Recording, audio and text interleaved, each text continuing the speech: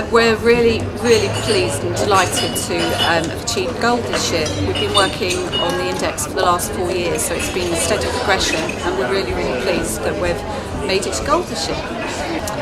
When I first joined BAM Construct about 4 years ago, we were doing loads and loads of really good stuff, and we had some real excellent pockets of excellence across the business. But it was actually very difficult to find out what we were doing, so the information was kind of hidden within the business. And I think the index has provided, it's one of the tools that we use to kind of help us to really draw out the kind of work that we're doing, and actually then start, once you actually know what you're doing in more detail, we've developed lots of case studies to support people so people actually engage with what we're doing. And then we've kind of used that information to develop strategy around our approach on CSR or sustainability.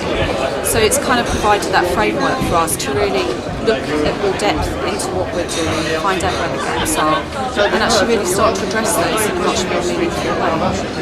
I mean, I think for most companies, if you're not already doing a lot of measurement, then I definitely would advise companies to get involved in the private benchmarking, because I think that provides some good advice in terms of, and consulting really, in terms of how to actually go about starting to collect some of this information. I think if you're actually collecting the information already and you're actually publishing it in sort of externally, then perhaps the journey is not going to be quite so difficult. But I think the private benchmarking will probably really help companies who really starting from this from scratch.